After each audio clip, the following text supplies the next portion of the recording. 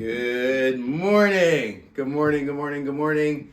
Good afternoon, good evening, or good night, depending where we are catching you in our big, beautiful world. How's everybody today?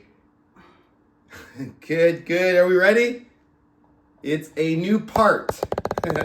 It's a new part. We finished the early years, and it is now time to jump into part 2, coaching. So we are making our way through Coach, the A.L. Williams story. For those of you that may be just joining us, welcome. My name is Roderick H. Norville, Full Circle Podcast. What's your story? But this is LCAO Book Club. And pretty exciting for me working our way through this book. Some of you that have been here from the onset have seen that this is more than a book to me.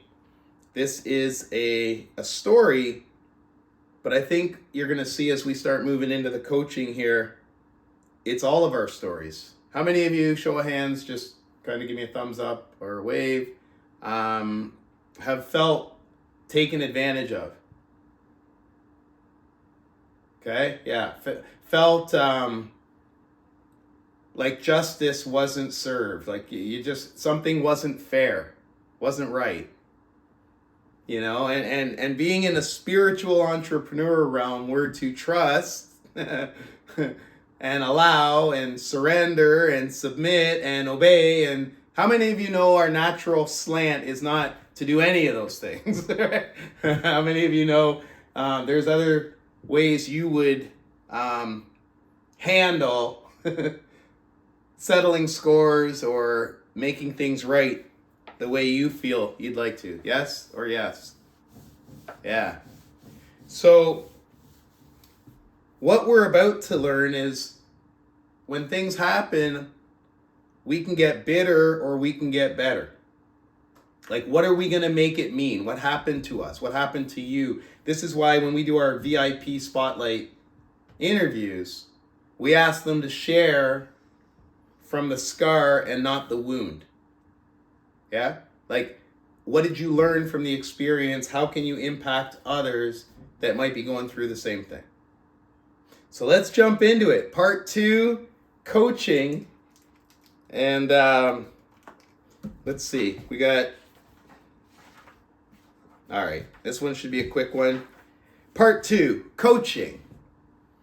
It says, you must learn how to hold a team together. You lift some men up, calm others down, until finally they've got one heartbeat. Then you've got yourself a team. That's Coach Bear Bryant. You can Google him. He's a football coach. Famous football coach. So we are on chapter 5, and there's that name again. We've heard it a few times already. Thomasville.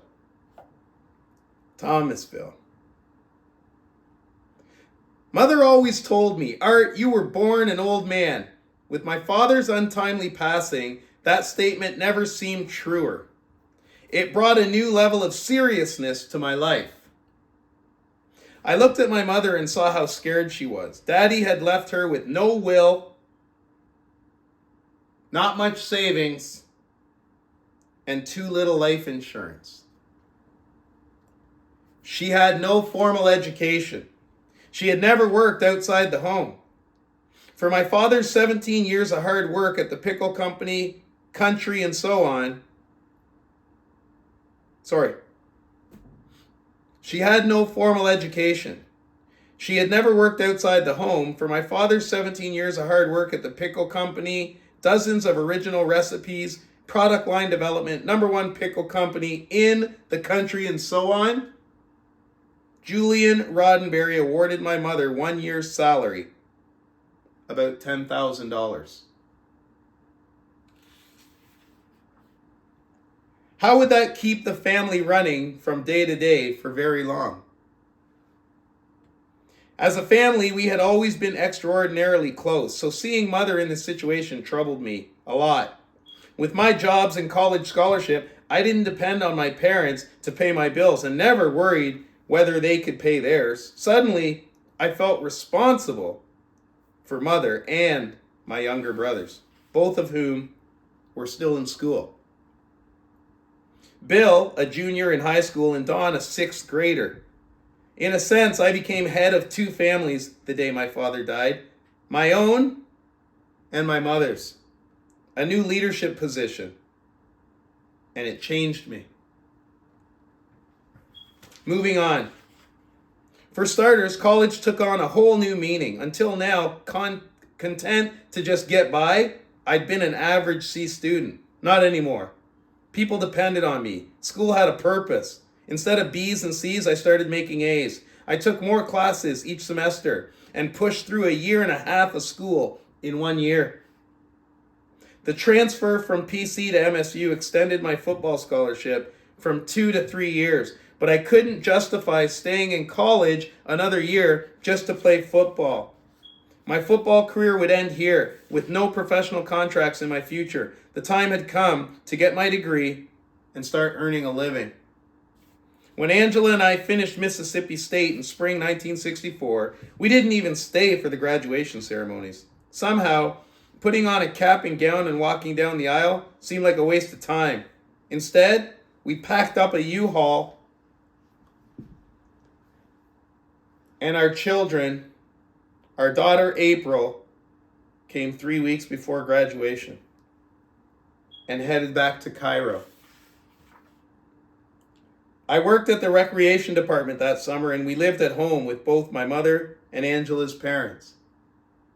Years later in A.L. Williams, I often talked about how we are only here for a flicker. A burning sense of urgency to do something big and take seriously the life. I came alive when my father died. For the first time, I understood how brief life is. There would be many funerals to come, but none of them, not even Mother's, ever hit me as hard as Daddy's. He was simply too young and too strong to be gone. It only made things worse to realize that he died without us ever exchanging a father-son "I love you." That type of affection just wasn't done in those days. Coach at last. In the final months of college, I applied for every coaching job I could find in South Georgia. Angela and I wanted to stay as close to Cairo as possible, to be near our families. An unbelievable blessing came to us. My first coaching job, an offensive and defensive backfield coach at Thomasville High School, just 12 miles from Cairo. Angela got a position there too, as an English teacher. We were pleased. Our parents were pleased. We both moved in August and dug right in. For the first time in our married lives, Angela and I experienced a little financial breathing room. Together, our salaries added up to about $9,000 before taxes. To us, that was a fortune. For years, we had lived off $1,200 a year, my annual income from working summers and holidays at the rec department. We rented an apartment in Thomasville for $75 a month and lived off my salary, putting all of Angela's income in a savings account, about $2,700. We'd never had that much money in our life.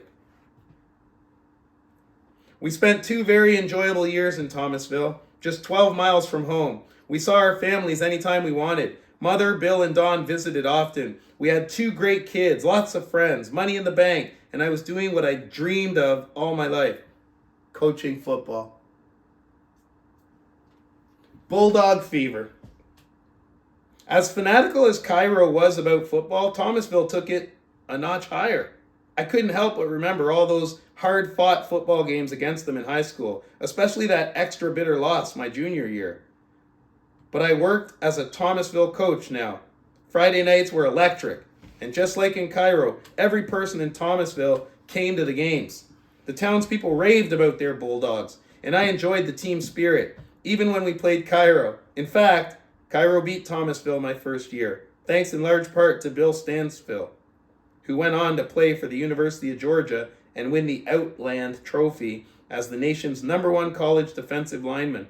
Later, he made All-Pro 4 times with the Miami Dolphins, a real superstar.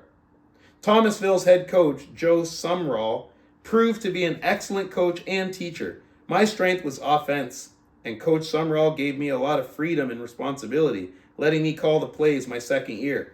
I introduced a passing offense different from the ball control style he had run for years. On defense, I had much to learn, and he took the time to teach key principles that made me a total football coach. Just for fun, I started a weekly recognition program called the Mad Dog Award. I had Angela paint a giant picture of a fierce-looking bulldog, which I posted in the lunchroom. Every Friday, I got the team together in front of that picture and honored the Mad Dog Players of the Week. This little thing made a big difference on the field. Everybody wanted to be a Mad Dog. It confirmed all I had learned during my years with Coach Taylor. Giving praise in private is valuable, but it doesn't compare to giving it in front of a group. Something really powerful comes with public praise for a person after a job done well. It motivates the whole group to improve. We fielded 2 great teams during my stay in Thomasville. Both were ranked top 10 in the state. The second year, we should have won the state championship, but we got beat by an Atlanta school, 7-6 in the semifinals. We had the better team. We won every statistic, but we lost on the scoreboard, the only number that counts. Yes, life was good in Thomasville, except for one little problem. I was miserable. We're going to stop right there. It's a short one today. And I want you to think about change that has happened in your life. How many of you have had some change? I remember a long time ago in business hearing that change was inevitable, but suffering was an option. And I remember the first time I heard that, I was like, change is inevitable. Okay, yeah, things change. Suffering is an option? I didn't put that together at first, because I thought, how is suffering an option? Stuff happens that's out of your control. So that statement, suffering is an option, didn't land at first. Perspectives. You guys hear me talk a lot about the power of proximity and our lives being in alignment with the way we think. And we attract energetically circumstances and situations based on what we think about, focus on. So suffering was an option, was like, no. What I learned was that statement, suffering was an option, was not in my paradigm when I first heard it. It didn't make sense. I couldn't buy into it. I couldn't relate. Today, suffering is an option. And I'm not saying I don't choose it. Sometimes I do. But as I read this just now, it came back to me. It's an option because I can choose what I want to focus on. I can focus on what I wish was different. And if I wish it was different, that'll be suffering. But if I focus on my goals and my dreams and where I'm going and what I can accomplish and the potential that's in me and in my spiritual beliefs, there's no suffering in that. So as we close up today, I'll remind you this. Suffering is an option. But only if you believe that. My name's Roderick H. Norville, Full Circle Podcast, What's Your Story? But this has been another episode of LCAO Book Club. Love you guys. We'll see you tomorrow.